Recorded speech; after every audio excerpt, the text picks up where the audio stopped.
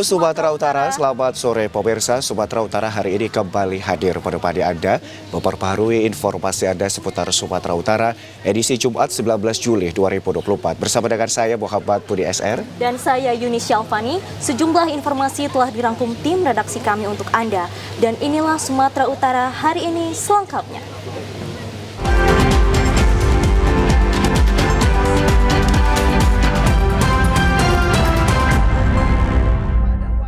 Pemirsa, informasi sore ini diawali dari Kabupaten Nias. Kecelakaan tunggal di Jalan Nasional kawasan Kecamatan Gido, Kabupaten Nias. Satu unit minibus yang melaju kencang dari arah Nias Selatan terperosok dan menabrak hingga merusak rumah warga.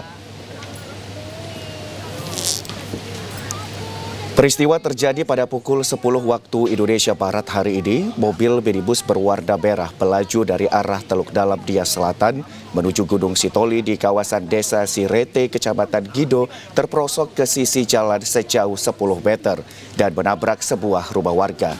Akibat peristiwa itu, supir minibus mengalami luka berat dan trauma hingga dilarikan ke rumah sakit terdekat. Sementara bagian depan rumah warga yang tertabrak mengalami kerusakan berat. Belum ada korban jiwa, namun petugas kepolisian telah berada di lokasi melakukan olah tempat kejadian perkara. Dalam penyelidikan sementara, masih belum diketahui penyebab kecelakaan tunggal tersebut. Hingga siang tadi, proses evakuasi terhadap minibus telah mulai dilakukan. Dilanjutkan komunikasi dan koordinasi sejumlah pihak terkait dalam menuntaskan permasalahan berkaitan dengan rusaknya sebuah rumah warga akibat peristiwa tersebut. Kami melakukan tindakan-tindakan status quo dari olah TKP tersebut. Ya, kami melakukan tindakan dan ini akan berhubungan dengan dinas terkait dalam arti untuk menderek kendaraan tersebut. Ya, di sini mungkin oleh bapak dari APB dan ini pemilik rumahnya. Ya, kami terus berupaya ya untuk mengamankan status jalan dan mudah-mudahan kejadian ini tidak terulang kembali. Dan mohon diimbau kepada masyarakat dalam rangka operasi narkoba tersebut 2024 yang kami laksanakan ini untuk mematuhi aturan lalu lintas dan supaya tidak terjadi kecelakaan berulang kembali. Menurut pihak Satlantas Polres Nias, kejadian tersebut menjadi perhatian terutama pengguna jalan raya agar lebih ekstra hati-hati untuk menghindari kecelakaan lalu lintas.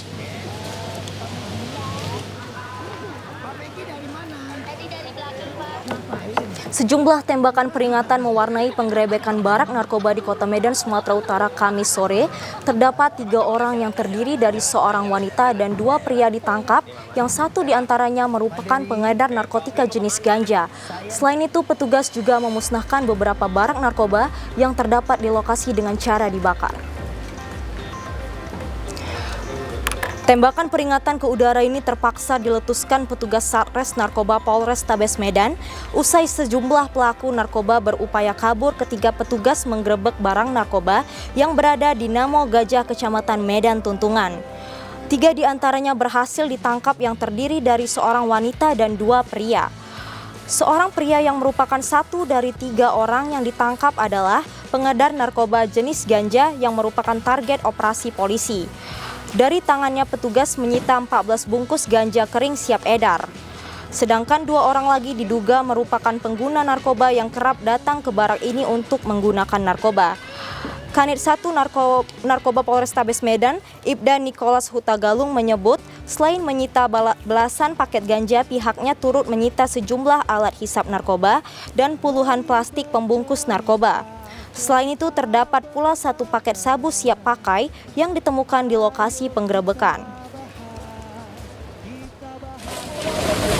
Ditemukan 3 orang, diantaranya 1 wanita, dan pada saat kami lakukan penggeledahan ditemukan 14 amplop, yaitu daun ganja kering, dan ada 5 alat hisap sabu. Untuk lokasi ini sudah lama atau bagaimana? Lokasi ini sudah kami pantau cukup lama, namun akses untuk lokasi ini agak cukup susah karena ada beberapa portal. Namun tim kami hari ini dapat menerobos ke TKP. Barak narkoba yang digerebek nantinya akan diawasi polisi guna mencegah praktek serupa kembali terjadi. Lokasi barak narkoba ini memang diketahui memiliki medan yang sulit untuk dijangkau karena selain berada di tengah perkebunan jagung, jalan menuju lokasi juga diportal oleh para pelaku narkoba. Pemirsa, kita beralih ke Kabupaten Labuhan Batu. Polres Labuhan Batu meringkus 2 orang bandar narkotika golongan 1. Daun ganja kering seberat 13 kg yang dibalut lakban disita petugas dari keduanya. 1 dari 2 tersangka diberi tindakan tegas terukur. Satres Narkoba Polres Labuhan Batu berhasil mengamankan 13 kg ganja dari 2 orang bandar, yakni ESR alias Bes 47 tahun dan AH alias Dula 46 tahun. Keduanya warga Bakaran Batu Rantau Selatan Labuhan Batu. Kedua bandar yang kesehariannya sebagai tukang parkir dan abang beca ini mengaku baru 3 kali melakukan transaksi dengan tahap pertama 5 kg, 10 kg dan terakhir 14 kg dalam kurun waktu selama 3 bulan terakhir. Kanit Indik 2 Satres Narkoba Polres Labuhan Batu, Ibtu Ropen Susbadik mengatakan berawal dari informasi masyarakat pihaknya melakukan penyelidikan dengan menyaru sebagai pembeli dan berhasil meringkus Bes dan mengamankan 2 kg ganja. Petugas kembali mengamankan 2 kg ganja di kediamannya. Petugas melakukan pengembangan berdasarkan keterangan tersangka telah menjual 10 kg ganja kepada tersangka lainnya yakni Dula dan kembali mengamankan 9 kg ganja yang disimpan dalam lemari pakaian. Sementara 1 kg telah habis diedarkan tersangka. Saat melakukan pengembangan, tersangka Dula mencoba kabur dan melawan sehingga petugas terpaksa menembak kaki kanannya. Nah, pada saat kita lakukan pengembangan terhadap saudara AH, ianya melakukan perlawanan terhadap anggota kita dan kita lakukan tindakan tegas dan terukur. Atas keterangan tersangka bahwasanya mereka menjemput dari Medan, yaitu saudara ESR alias Edi alias Bes dengan harga per kilonya 1.500.000. Atas perbuatannya, kedua bandar ganja ini dijerat pasal 114 subsider pasal 111 Undang-Undang tentang Narkotika dengan ancaman minimal 5 tahun penjara. Ya pemirsa, sejumlah titik api masih terlihat berkorban di atas perbukitan kawasan hutan lindung di Kecamatan Cianjur Mula-Mula dan Kecamatan Harian Kabupaten Samosir. Medan yang terjal dan musim kemarau disertai angin kencang membuat api sulit dipadamkan petugas gabungan. Kobaran api yang membakar hutan lindung di Kabupaten Samosir saat ini belum padam terjadi Minggu sore kemarin. Api yang membakar ribuan pohon pinus dan semak belukar di perbukitan yang terjal terlihat sudah mendekati sejumlah rumah milik warga. Petugas gabungan bersiaga di lokasi pemukiman warga untuk memantau korban api yang disertai angin kencang yang terus membakar semak belukar dan ribuan pohon pinus di perbukitan. Sementara di lokasi pemukiman lainnya, kepulauan asap dari kobaran api yang dihembus angin kencang terlihat juga sudah mendekati rumah warga. Selain di perbukitan, titik api dan kepulan asap tebal saat ini telah menjalar ke jalan yang dapat membahayakan pengendara pengguna jalan. Sementara petugas gabungan selain berupaya memadamkan api di perbukitan, juga mengantisipasi pemukiman warga dari amukan kobaran api yang terus menjalar dari perbukitan. Sampai hari ini masih ada memang beberapa titik api di perbukitan wilayah Desa Tubuk Limbong karena memang dari akses tidak memungkinkan untuk dijangkau oleh petugas dan untuk melakukan pemadaman manual juga tidak memungkinkan karena angin cukup kencang, jadi hanya dilakukan pengamatan dan yang pasti yang terutama kita menghindari jangan sampai ada mengarah ke pemukiman warga. Warga Kecamatan Harian Hercules Sitorus meminta pemerintah daerah Kabupaten Samosir untuk serius melakukan antisipasi terhadap musim kemarau yang berkepanjangan, agar tidak terjadi kebakaran hutan lindung seperti tahun yang sebelumnya juga pernah terjadi.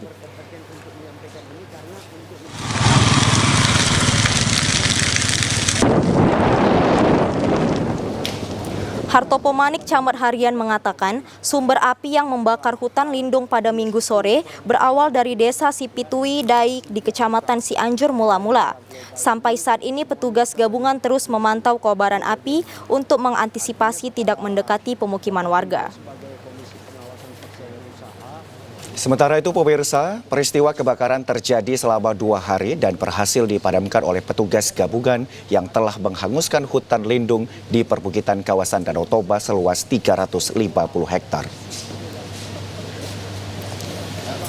Peristiwa kebakaran berawal dari salah satu lokasi di Desa Sipitudai, Kecamatan Cianjur, Bula-Bula, hingga menjalar ke perbukitan hutan lindung di 2 desa di Kecamatan Harian, Kabupaten Samosir. Dengan mengandalkan air dari Sungai Parombahan di Desa Boho, Kecamatan Cianjur, Bula-Bula untuk menyiram kobaran api yang membakar sebak belukar dan pohon pinus di atas perbukitan hutan lindung di Desa Boho. Perbukitan yang memiliki kemiringan yang cukup terjal sempat membuat sejumlah petugas gabungan kesulitan saat menyiram air ke arah api. Upaya pemadaman kobaran api yang sempat menjadi besar karena tiupan angin kencang nyaris mendekati perkebunan milik warga dan petugas gabungan akhirnya berhasil memadamkan api di Kabupaten Samosir. Meski api sudah padam, namun petugas gabungan masih bersiaga hingga malam hari di kantor Desa Boho dekat lokasi kebakaran guna memastikan tidak muncul titik api yang baru. Kepala Seksi Balai Pengendalian Perubahan Iklim Wilayah Sumut, Syamsuddin, mengaku pemadaman sempat terkendala dengan kondisi mesin pompa saat menyiram air ke arah api, namun bisa dikendalikan. Jadi yang kita sekarang kendalikan yang coba Desa Boho. Desa Boho ini kelihatan seperti ini sedang dipadamkan, tapi kita terkendala dari mesin pompa tadi terkendala macet sedikit, tapi kita akhirnya bisa kuasai dan kemungkinan malam ini kita kerjakan sampai malam bersama teman-teman yang lain, instansi lain. Perlindungan Hutan dan Pemberdayaan Masyarakat UPTD KPH Wilayah 13 Dolok Sanggul Toga Sidorat mengatakan meski api telah berhasil dikendalikan, namun tim gabungan masih terus bersiaga guna memastikan potensi munculnya titik api baru.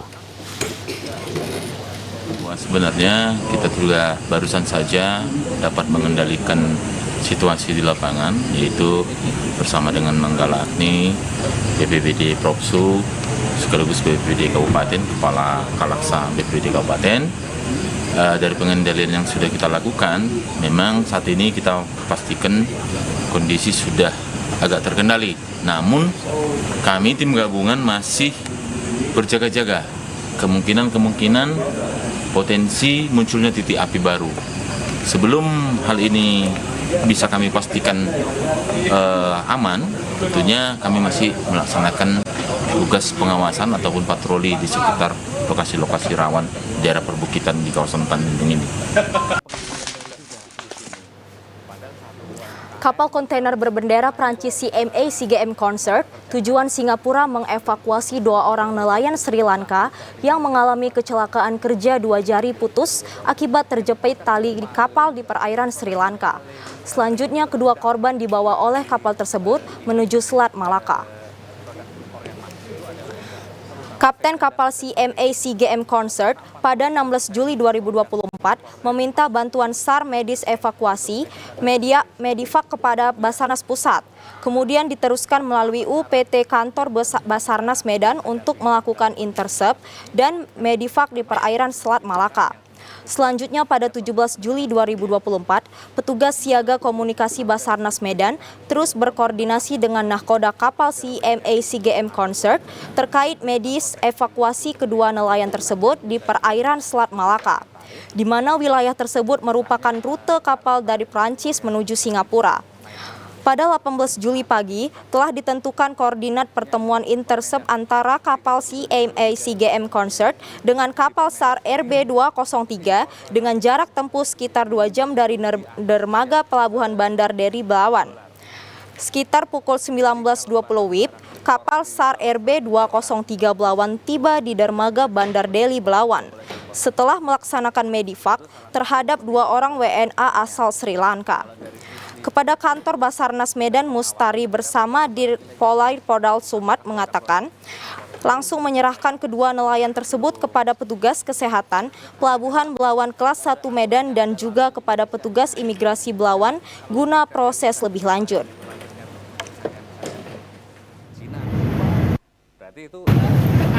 Tadi kita sudah serahkan ke Kota Pelabuhan untuk ditindaklanjuti secara medis ke rumah sakit yang terdekat. Mungkin dari secara legalitas ini warga asing akan ditindaklanjuti oleh imigrasi juga. Dan kita berkoordinasi dengan petugas yang ada di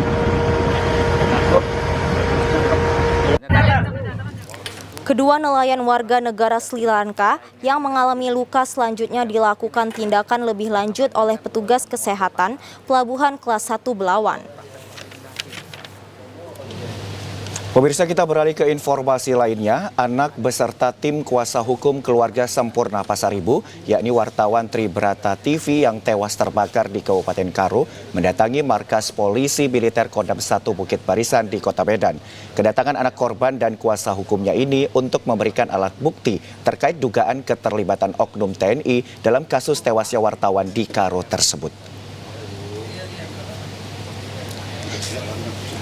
Eva Meliadi Pasaribu yang merupakan anak dari Riko Sempurna Pasaribu didampingi Lembaga Bantuan Hukum atau LBH Medan dan Komite Keselamatan Jurnalis Sumatera Utara pada Kamis sore mendatangi markas polisi militer Kodam 1 Bukit Barisan di kawasan Jalan Seda, Kota Medan. Kedatangan anak korban tersebut merupakan tindak lanjut dari pelaporan keluarga di Pospom Angkatan Darat beberapa waktu lalu. Adapun agenda kedatangan anak wartawan Tribrata TV guna memberikan alat bukti kepada Pomdam 1 Bukit Barisan mengenai dugaan keterlibatan oknum TNI Angkatan Darat dalam peristiwa kebakaran yang menewaskan wartawan Tribrata TV di Kabupaten Karo beberapa waktu lalu. Direktur Lembaga Bantuan Hukum Medan, Irfan Saputra, mengatakan alat bukti yang diserahkan kepada Pomdam berupa tangkapan layar atau screenshot pemberitaan terkait perjudian yang diberitakan oleh korban. Secara resmi Pomdam 1 Bukit Barisan pasca kita melaporkan dugaan tindak pidana pembunuhan berencana di Puspomat Angkatan Darat. Hari ini kita datang karena inisiatif kita untuk mengungkap kasus ini, yang dimana kasus yang kita ketahui bersama adalah kasus di mana wartawan atau jurnalis di Tanah Karo atas nama Riko Sempurna Pasaribu dan 3 orang keluarganya yang menjadi korban dugaan tindak pidana pembunuhan berencana. Selain itu, percakapan antara oknum TNI Koptu HB yang diduga merupakan personil Batalion 125 Simbisa Kabupaten Karo dengan pimpinan redaksi Tribrata TV yang meminta berita terkait perjudian dihapus juga dilampirkan sebagai alat bukti. Dengan adanya pelaporan alat bukti dugaan keterlibatan oknum TNI Angkatan Darat dalam tewasnya korban diharapkan mampu diselidiki secara profesional oleh Pomdam 1 Bukit Barisan. Diduga sudah lapuk karena berusia tua, jembatan penghubung antar kecamatan di Kota Medan nyaris ambruk. Jembatan yang awalnya dibangun untuk jalur kereta api pada zaman kolonial Belanda ini sudah dialih fungsikan warga sebagai jembatan penyeberangan anak sekolah. Dari video amatir merekam detik-detik sejumlah pelajar yang nekat melintasi jembatan yang nyaris ambruk di Jalan Brigjen Katamso, Gang Perbatasan Kota Medan. Pasalnya jembatan ini merupakan satu-satunya akses untuk sampai di sekolah mereka. Jika tidak melintasi jembatan ini, pelajar harus memutar jauh dan naik angkutan umum atau kendaraan untuk dapat tiba di sekolah. Salah seorang warga sekitar Hajar Aswad mengatakan, jembatan ini nyaris ambruk pada Selasa siang saat pelajar melintas. Beruntung tidak ada korban yang jatuh ke sungai, hanya ada satu siswi yang sempat terjatuh di papan jembatan karena terkejut. Warga mengatakan jika jembatan ini sudah ada sejak zaman kolonial Belanda. Jembatan ini merupakan penghubung antar Kecamatan Medan Maimun dengan Kecamatan Medan Johor. Warga berharap pemerintah Kota Medan akan membangun jembatan baru di lokasi ini, yang merupakan akses warga untuk melintas termasuk para pelajar. Kalau bisa bukunya taruh dalam tas saja. Kalau lewat, jadi mulailah miring titik ini tadi. Ya anak yang sekolah itu diselamatkan oleh warga sini kan. Sempat ada yang terpleset katanya Pak? Ada yang terpleset tapi nggak sempat jatuh. Nggak sempat jatuh ke sungai kan. Jadi ya itu tadilah diselamatkan oleh warga. Jadi di warga di sini menginisiasikan bahwa saya tidak boleh lagi melintasi jembatan ini lagi, sangat berbahaya kan. Ya pemirsa, informasi lainnya akan kami hadirkan sesaat lagi. Tetaplah bersama kami.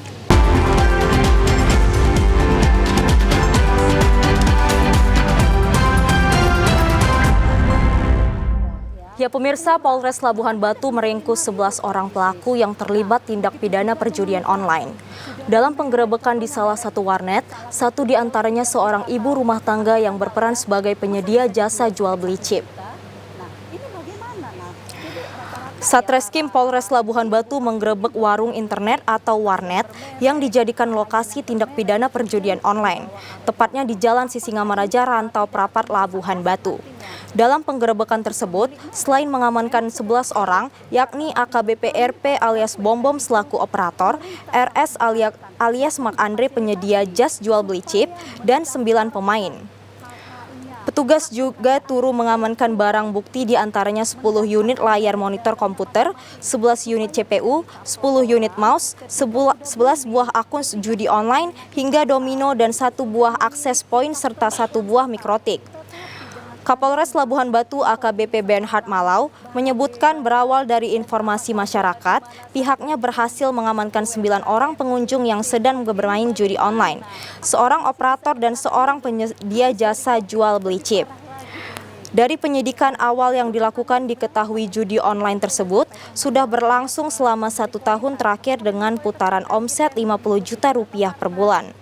Pengungkapan tersebut merupakan bagian dari upaya Polres Labuhan Batu untuk memberantas perjudian online yang semakin meresahkan masyarakat. Tim Satreskrim Polres Labuhan Batu menindaklanjuti laporan dari masyarakat, di mana terdapat sebuah lokasi yang sering dijadikan tempat bermain judi online. Setelah melakukan penyelidikan, kemudian pukul 01.30 WIB, tim melakukan penindakan dan ditemukan beberapa pengunjung yang sedang bermain judi online jenis slot ADI. Kemudian dilakukan penangkapan lokasi tersebut dan mengamankan sebanyak 9 orang pemain, 1 operator, dan 1 diduga sebagai penyedia jasa jual chip.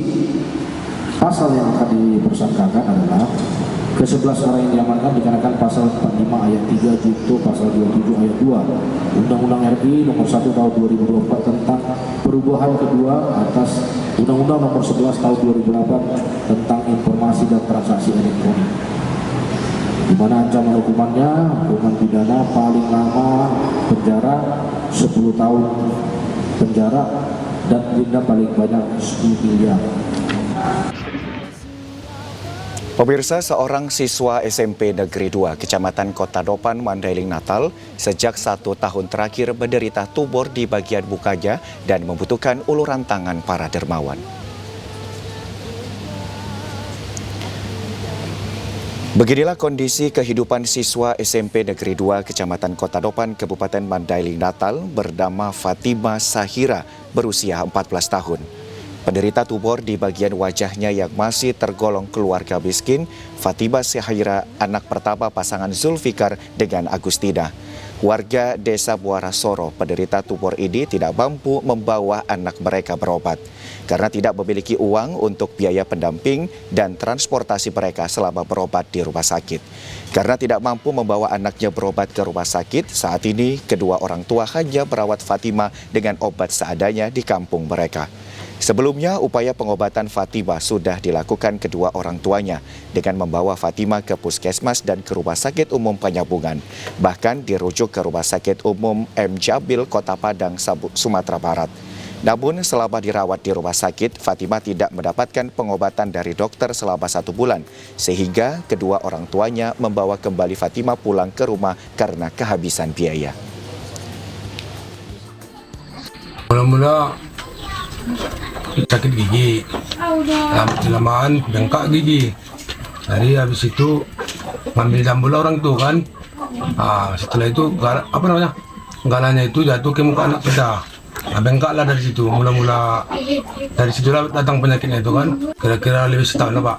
Berobat udah kemana-mana, puskesmas sudah, rumah sakit udah, kemana kita udah kita berobat itulah. Ya kita itulah biaya transport, biaya sehari-hari kita itulah yang nggak ada Pak. Tidak hanya melakukan pencegahan dan pemberantasan narkoba, Badan Narkotika Nasional Republik Indonesia juga menyiapkan berbagai pelatihan berwirausaha untuk para mantan pencandu narkoba sebagai langkah antisipatif agar tidak kembali lagi terjerumus dalam hal penyalahgunaan barang haram tersebut.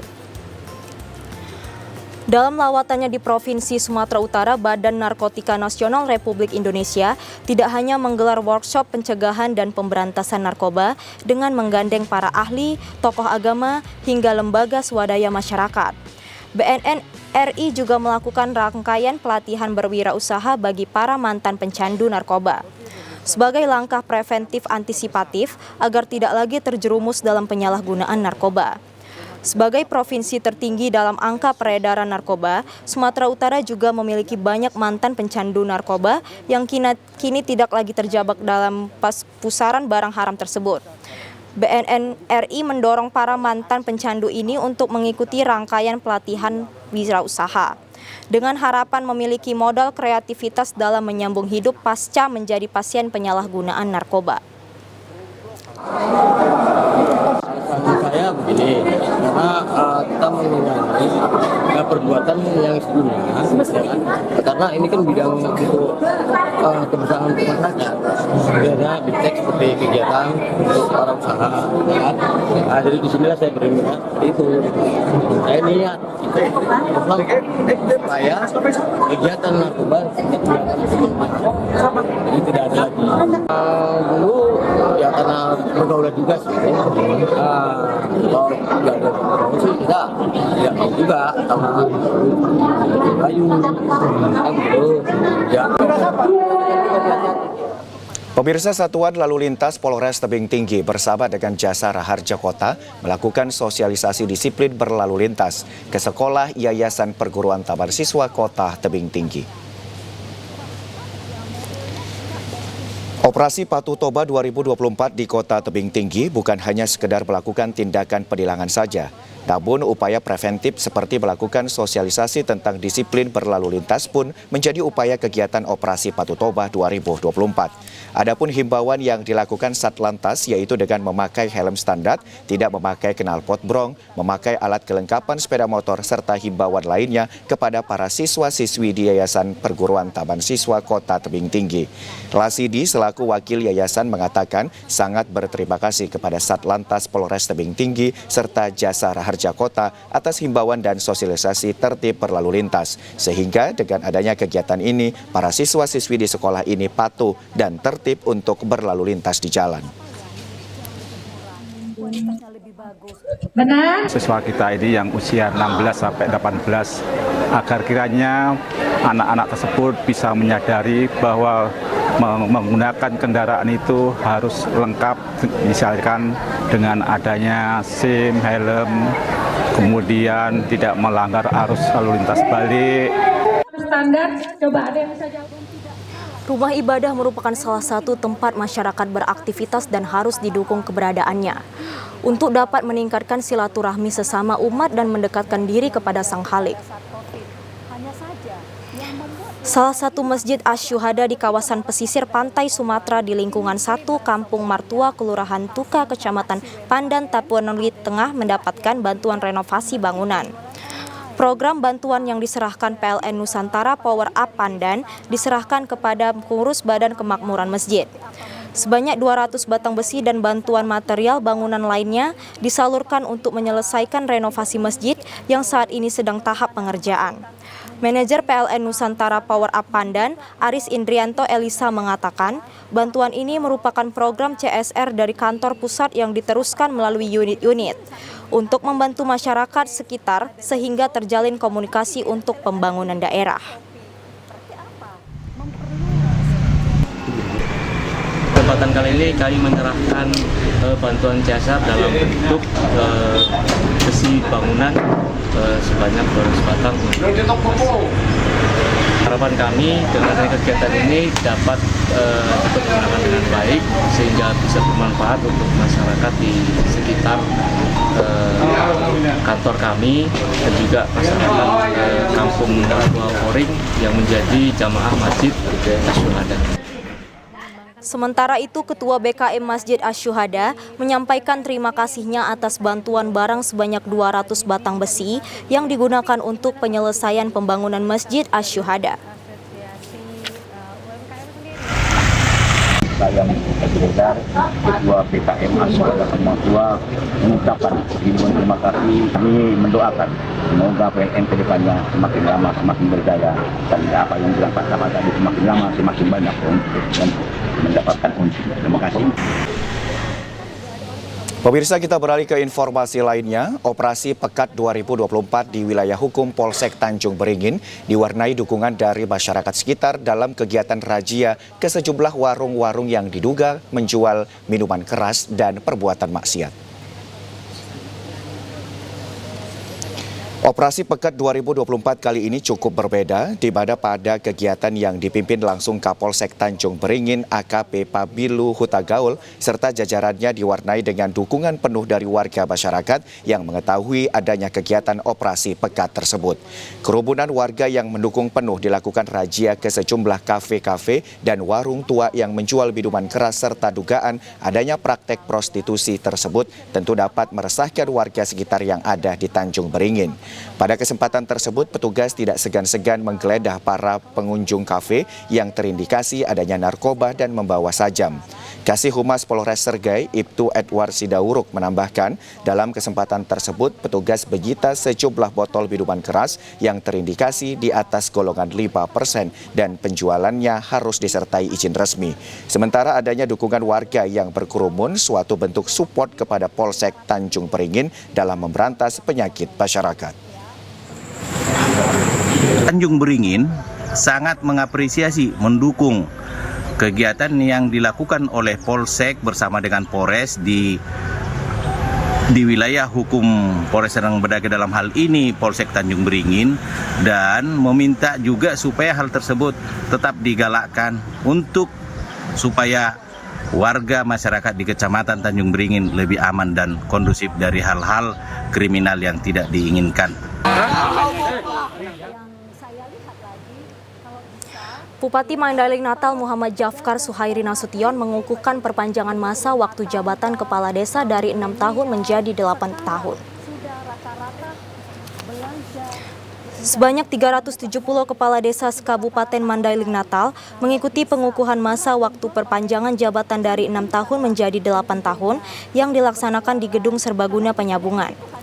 Pengukuhan masa jabatan kepala desa ini mendasarkan keputusan Bupati tentang perubahan penetapan pengesahan dan pengangkatan kades masa jabatan 8 tahun. Pengukuhan ini sesuai dengan implementasi Undang-Undang Nomor 3 Tahun 2024 tentang desa yang sudah disahkan oleh DPR RI beberapa bulan yang lalu. Acara pengukuhan ini dihadiri sejumlah pejabat Forum Mandailing Natal Muhammad Jafkar Suhairi Nasution mengatakan, kepala desa yang tidak dapat dalam pengukuhan ini akan dilakukan pengukuhan kembali.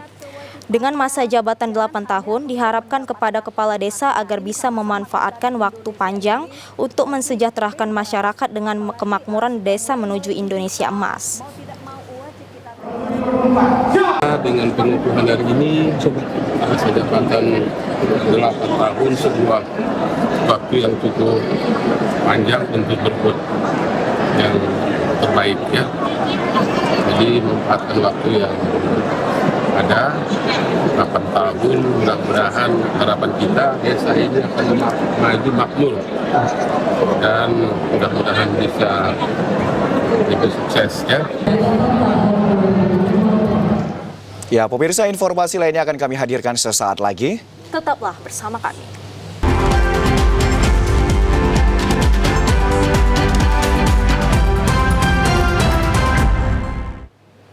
Ya pemirsa, sebanyak 59 jamaah haji asal Kabupaten Mandailing Natal yang tergabung dalam Kloter 21 telah tiba di kampung halaman disambut di Masjid Agung Nur Ala Nur Penyambungan kemarin sore.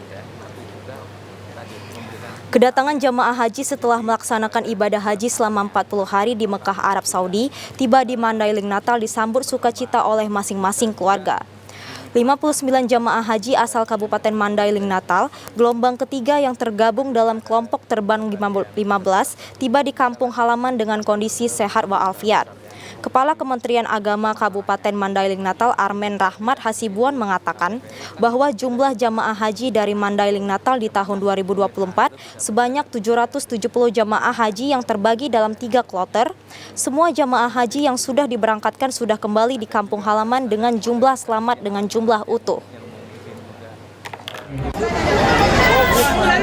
Hari ini kita sambut jamaah haji Mandailing Natal kloter 21 dengan jumlah yang utuh sejumlah 59 orang. Alhamdulillah sehat dan walafiat dan mudah-mudahan meraih haji mabrur wa mabrur amin ya rabbal alamin. Pemirsa, puluhan mahasiswa menggelar aksi unjuk rasa di titik 0 Kota Medan, Jalan Palai Kota Medan kemarin siang. Kedatangan mahasiswa menuntut kinerja Bobi Afif Nasution, diantaranya proyek Lapangan Merdeka yang tidak kunjung selesai. Memasuki tahun ketiga menjabat sebagai wali kota Medan, Bobi Afif Nasution dinilai gagal oleh sejumlah mahasiswa yang tergabung dalam kelompok Cipayung Plus. Sejumlah poster dibentangkan mahasiswa saat menyampaikan aspirasinya di depan titik 0 Kota Medan. Aspirasi mahasiswa yang tergabung dalam kelompok Cipayung Plus diantaranya bertuliskan Bobi gagal dalam memimpin Kota Medan. Meskipun mendapat pengawalan kepolisian, masa aksi unjuk rasa ini nyaris menutup jalan perkotaan. Masa berkumpul dan terlihat menutup separuh jalan Palai Kota, sehingga kendaraan yang akan melintas harus menurunkan laju kecepatannya. Lalu lintas sekitar lokasi sempat macet.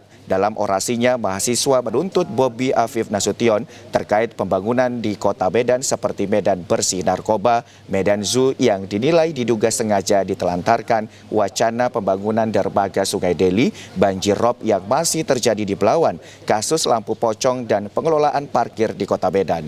Ketua GMMI Medan, Andreas Silalahi mengatakan sebelum maju ke Pilgubsu, Bobi harus menyelesaikan tugasnya di Kota Medan. Sudah ada 3 Kita lihat untuk pencalonan sebagai Gubernur Sumatera Utara sangat kita sayangkan, Bang, melihat Kota Medan yang sampai sekarang bisa kita kategorikan sebagai kota yang penuh akan proyek. Di mana-mana ada proyek, tapi tidak selesai. Jadi bagaimana mungkin bisa mengurus satu provinsi sementara satu kota yang bisa dibilang juga kota terbesar itu juga tidak bisa tercapai. 8.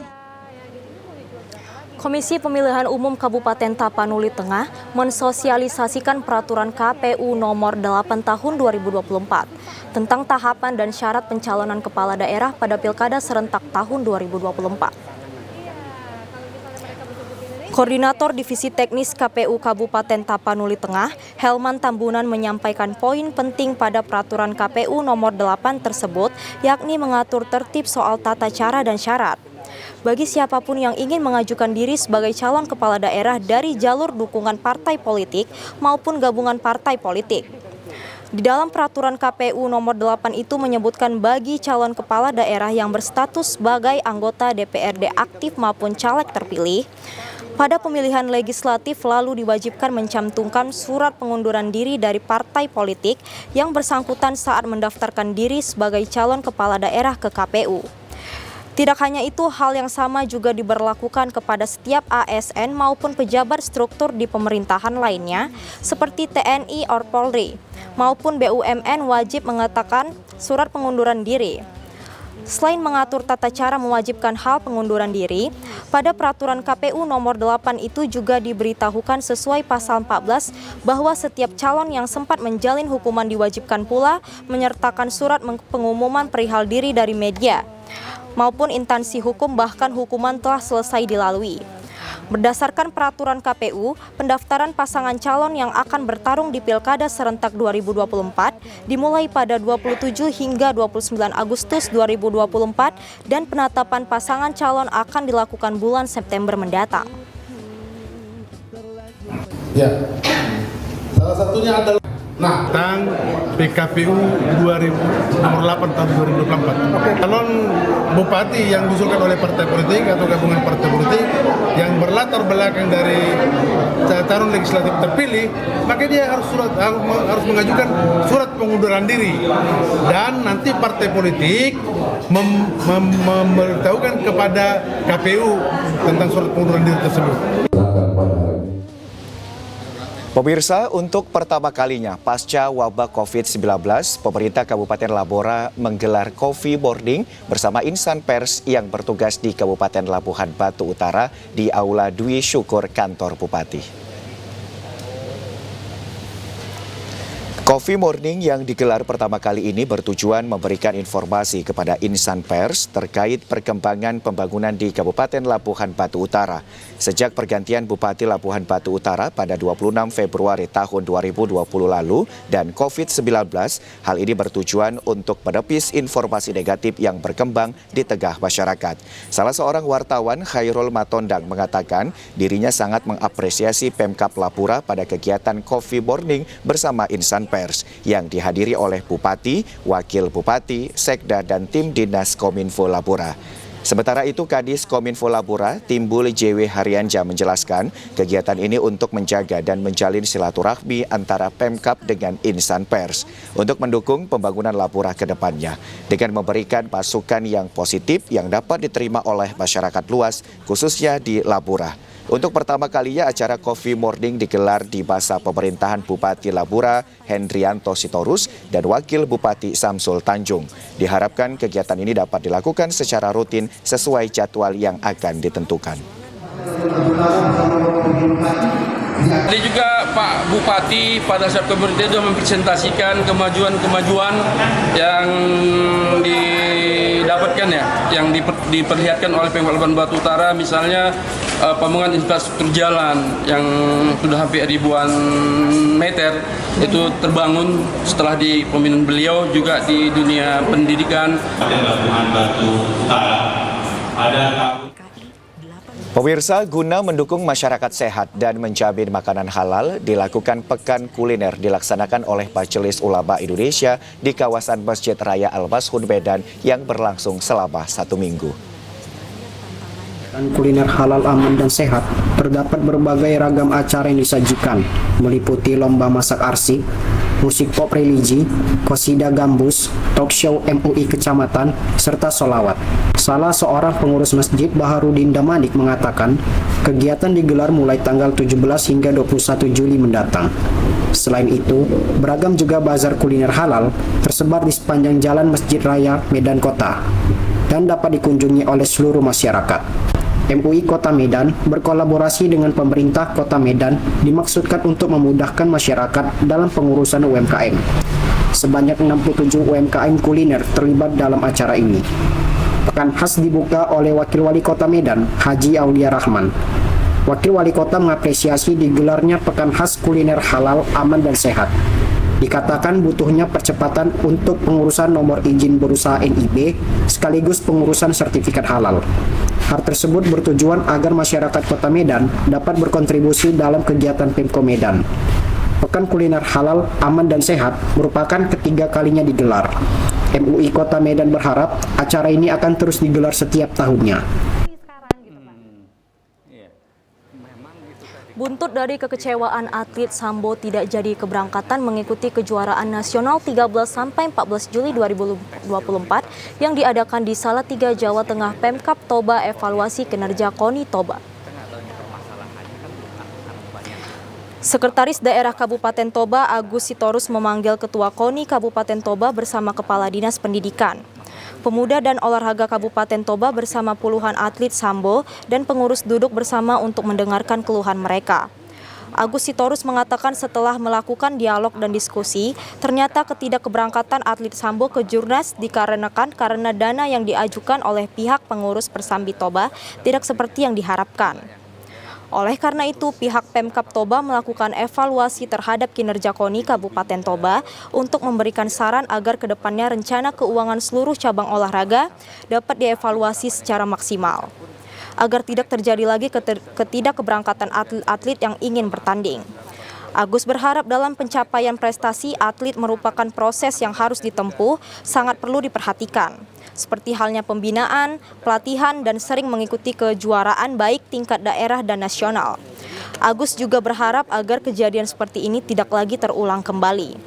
Pihak pengurus cabang olahraga dan KONI Kabupaten Toba dapat melakukan komunikasi yang intens dalam memajukan olahraga di Kabupaten Toba. Kepada KONI, mereka hanya menyanggupi sedikit sehingga tidak mencukupi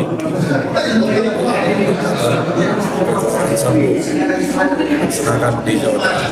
Oleh karena itu kita melakukan evaluasi, memberikan saran dan masukan kepada dinas pendidikan dan juga KONI juga supaya ke depan rencana keuangan untuk kegiatan seluruh cabang olahraga bisa lebih disempurnakan supaya tidak terjadi atlet-atlet yang tidak bisa berangkat untuk bertanding.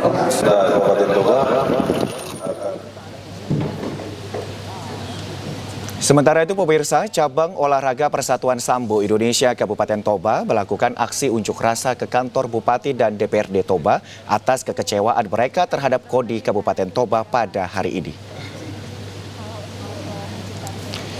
Kekecewaan tersebut dipicu tidak jadinya keberangkatan atlet Sambo Kabupaten Toba ke Kejurnas dikarenakan alasan keterbatasan dana dari KONI Kabupaten Toba tidak dapat mengakomodir keberangkatan tersebut.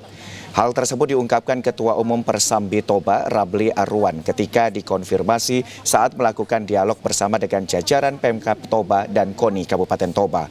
Rabli mengungkapkan bahwa keberangkatan atlet Sambo merupakan Toba sebelumnya diharapkan dapat mendapatkan sertifikat dari hasil kejuaraan nasional Sambo untuk kelanjutan prestasi atlet-atlet Sambo Kabupaten Toba di kedepannya akan tetapi dibatalkan karena ketidakadanya anggaran untuk keberangkatan menurut KONI Kabupaten Toba. Rabli juga menjelaskan aksi yang dilakukan pada hari ini merupakan bentuk kekecewaan terhadap KONI yang tidak dapat mengakomodir keberangkatan atlet Sambo. Bahkan beberapa cabang olahraga lainnya juga mengalami nasib yang sama. Keberhasilan atlet meraih prestasinya harus dimulai dari proses pembinaan yang perlu diperhatikan oleh KONI Kabupaten Toba dan bukan menyambutnya setelah berprestasi. Rabli juga menuding KONI Kabupaten Toba bahwa penggunaan anggaran yang didistribusikan kepada pengcap-pengcap olahraga di Kabupaten Toba masih jauh dengan harapan dan kurang efektif. Setiap kegiatan cabang-cabang olahraga di Kabupaten Toba selama ini sangat susah mendapatkan bantuan anggaran yang dibutuhkan dari pihak KONI Kabupaten Toba. Ya, harapan saya sebenarnya supaya KONI itu lebih bijak melihat kalender olahraga sehingga bisa mengajukan anggarannya ke DPRD Kabupaten Toba untuk supaya jangan ada lagi yang tersakiti cabang-cabang olahraga dalam keberangkatan atlet. Ya pemirsa, berikut informasi perakiraan cuaca di sejumlah daerah di Sumatera Utara dari Badan Meteorologi, Klimatologi, dan Geofisika Wilayah 1 Medan berlaku pada hari Sabtu 20 Juli 2024. Halo Sobat BMKG, saya Nancy Tambunan, Prakirawan BMKG Wilayah 1 Medan yang akan memberikan informasi perakiraan cuaca dan hotspot di wilayah Sumatera Utara untuk hari Sabtu tanggal 20 Juli 2024. Pagi hari diperkirakan berawan, siang hingga sore hari diperkirakan berawan dan berpotensi hujan ringan hingga sedang di sebagian wilayah Sumatera Utara. Hujan sedang terjadi di wilayah Karo, Deli Serdang, Simalungun, Kota Pematang Siantar, Samosir, Toba, dan Tapanuli Utara. Malam hari diperkirakan berpotensi hujan ringan hingga sedang di sebagian wilayah Sumatera Utara. Hujan sedang berpotensi terjadi di Langkat, Karo, Deli Serdang, Serdang Bedagai, Kota Pematang Siantar, dan Asahan. Untuk dini hari diperkirakan berawan, suhu udara berkisar 17-36 derajat Celcius, kelembapan udara 50-95%, dan angin bergerak dari arah tenggara hingga barat daya dengan kecepatan 10-30 km per jam. Pada pantauan tanggal 18 Juni 2024, tidak terdapat titik hotspot di wilayah Sumatera Utara. Kami menghimbau kepada masyarakat untuk tetap waspada potensi hujan dengan intensitas ringan hingga sedang di sebagian wilayah pegunungan, lereng timur, dan pantai timur Sumatera Utara yang dapat berpotensi terjadinya banjir, longsor, serta bencana hidrometeorologis lainnya. Demikian informasi dari kami, semoga bermanfaat dan terima kasih. Pemirsa, informasi tadi menutup perjumpaan kita pada program Sumatera Utara hari ini. Saya Muhammad Budi SR. Dan saya Yuni Syalfani pamit undur diri. Terima kasih TVRI. Media Pemersatu Bangsa. Sampai jumpa.